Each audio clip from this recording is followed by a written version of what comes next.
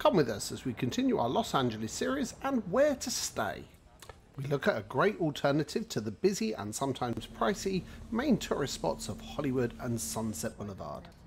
Nestled in the quieter Hollywood Hills but still close to all the major attractions, this hotel has a vintage Hollywood glamour and resort-like feel compared to other more commercial LA hotels. Not to mention fantastic dining and a stunning pool area, plus a great bonus feature we'll show you at the end of the video. So come check out one of the best places to stay in LA.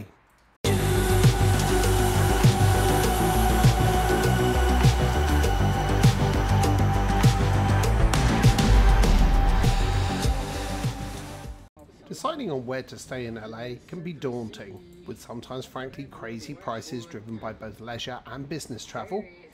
And then you have to decide where to stay. Do you go for the bustling Hollywood Boulevard, the pricier Beverly Hills, or the trendier Sunset Boulevard? However, another option you may not have considered is to stay in the quieter Hollywood Hills, but still close enough to all the tourist hotspots. This hotel can help you escape the frantic pace of LA as a calm retreat after a busy day of sightseeing. The Garland Hotel sits on the opposite side of the Hollywood Hills, but close to the local attractions of Universal Studios Hollywood and Warner Brothers Studios, Griffith Observatory, Hollywood Walk of Fame and Sunset Boulevard. And then through West Hollywood and Beverly Hills, out to Santa Monica and Venice Beach. And make sure you subscribe to follow our LA series, where we visited many of these in our previous video. And as a bonus, you can reach the hotel by a different route, avoiding the worst of LA traffic. So here we are in Hollywood, Los Angeles, at a little gem of a hotel called the Garland. And it's probably one that you haven't looked or considered, but definitely should. So let's have a little look around. The hotel sits on the opposite side of the Hollywood Hills, but downtown Hollywood is easily accessible, with the freeway cutting through the hills by the Hollywood Bowl. And the surrounding area, known as Studio City, as the name implies, is home to the nearby Universal Studios Hollywood and one of the most popular reasons to stay at this hotel. But the vibe of the Garland Hotel is that old school charm of the golden age of Hollywood glamour, with the style and decor giving that retro atmosphere, and with only a little over 200 rooms has a lovely intimate feel to it. So the hotel never feels particularly busy, especially during the daytime when most guests are out exploring the attractions of Los Angeles. So although showing you the public areas in the daytime, keep watching to see how they transform at night when the atmosphere of the resort really comes into its own, and where the Garland feels much more of a vacation resort than an overnight stay in LA. So one of the things that's quite unusual about this hotel is nestled up in the North Hollywood Hills, so it's a little bit away from all the hustle and bustle of the other main tourist areas such as, Hollywood Boulevard, Sunset, that kind of stuff. So it feels very, very tranquil here. There's only 2 accommodation blocks, one of them behind me here. I'm just going to walk past my one, but you see just over the way from me is the car park. It has almost that old school drive-in motel feel to it. So the great thing about that is if you do have a car and you do have luggage, just literally park your car up, you take the luggage in, very easy. Compare that to obviously parking in some of the more busier tourist spots in a big tower hotel. Parking is going to be a bit more of a challenge for you.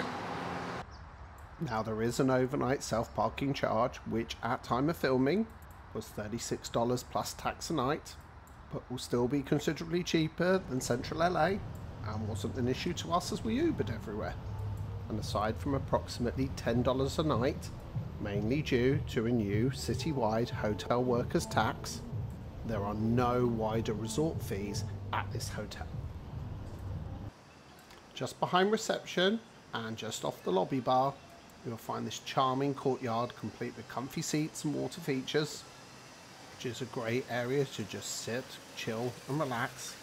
And although great in the sunshine, we'll come back and check on this after dark. But as like most areas of this hotel, they look even better in the evening. So why I like this hotel is the vibe really. It's very, very different to what you'd expect from a sort of typical LA hotel. Cosmopolitan downtown, very modern and such. This is kind of more your 1950s, 60s retro. It's the name of the hotel used to be the Beverly Garland, so it was all to do with that kind of Hollywood glamour era and such, and the hotel just feels very much like that as well. Obviously you can see there's a lot of orange. It seems to be the trademark colour. I think I might have just decided to match them today. And the name comes from the famous actress and her husband who acquired the hotel in the 1970s and remains in the family to this day. Now coming through to the front driveway, you come to my favourite spot in the whole hotel. The front yard restaurant and terrace is the main dining option at the hotel and is perfectly set up to enjoy the great Californian weather. The great mix of seating, and most importantly for in the evening if there's a bit of a chill in the air, patio heaters, and of course their signature fireplace features. The restaurant also has a covered terrace which can do indoor and outdoor dining subject to the weather, and then through to the main dining room and central bar, which we tended to favour over the lobby bar, which is great if you like watching sports whilst having a drink, but this was our venue of choice, mainly due to the more upscale and relaxed atmosphere. Now I filmed here when the restaurant was not actually open, as the restaurant was always very busy, both with tourists and locals alike, which is always a good indication of how good it is. And during our stay, tried all sittings from breakfast, lunch and dinner. And I'm pleased to say that the standard of both the food and the service was excellent on every occasion.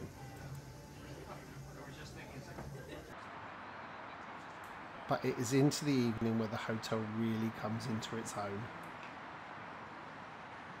With its roaring fireplaces, rope lights draped across every patio space, and fairy lights adorning all of the trees. Not forgetting the flaming storm lanterns and floodlit fountains, the hotel is completely transformed at night and further complements its theming of Hollywood glamour. And coming back through the reception area, it takes on an even more cosy and intimate ambience in the evening. And despite the favourable Californian climate, the roaring log fireplace doesn't seem out of place at all. And the vintage decor and furnishings faithfully complement the heritage of the hotel, with some nods to the 1970s when the hotel first opened and is now celebrating its 50th anniversary. And although the cosy lobby bar was still as popular as ever, we will soon see where everybody heads in the evening, as the lobby bar also serves out to the pool deck until late, is the most popular spot at the hotel into the evening. So if you're enjoying this video, make sure you follow our ongoing LA series, where in the previous episode we show you how much you can do in a day, including hiking to the Griffith Observatory, Hollywood Walk of Fame, an open top bus down to Rodeo Drive, and a stroll down Santa Monica Pier before hiring a bike down to Venice Beach. But most importantly, we please ask that you hit that like and subscribe buttons. It truly helps us support this channel and for us to bring you even more videos like this in the future. But for now, it was time for bed, and then to show you our room in the daylight the following morning. Now I was booked in a deluxe king room and in the El Dorado block facing towards the front of the hotel. And you could tell that the rooms had been recently renovated, though still having to equally keep their retro charm. The hotel also has some kids' rooms and family suites, which have separate partition sections with bunk beds, giving any families that little bit more space and separation. And also has a number of larger suites with various bedding arrangements subject to needs. And although the room was facing forward, there was no noise disruption from the road outside. However, if a concern, you could always request rooms on the opposite side of the El Dorado block or in the quieter Portola block, which we showed you earlier in the video. That only left the leisure areas adjacent to the pool deck as the only areas we'd yet to show you. The well-equipped gym, which I'm pleased to say unusually also had a rowing machine, but also served as changing areas and restrooms for the pool deck, allowing guests full use of the facilities right up until the last moment. Which about wraps up our tour of this fantastic hotel, but not without first telling you that one little added value extra. And you may have spied it earlier, but the hotel has its own dedicated trolley tram up to Universal Studios Hollywood. The tram pretty much runs hourly from early in the morning to late in the evening, and also does a stop at Universal City Metro Station, where you can also connect to Hollywood and downtown LA. And I'll put links in the description as always. So we hope you found this guide to this fantastic hotel useful and somewhere well worth considering staying if you're in LA. But please remember to subscribe to check out our earlier video on LA sightseeing, or perhaps just one of our other destination videos. But thanks for watching and hope to see you again soon.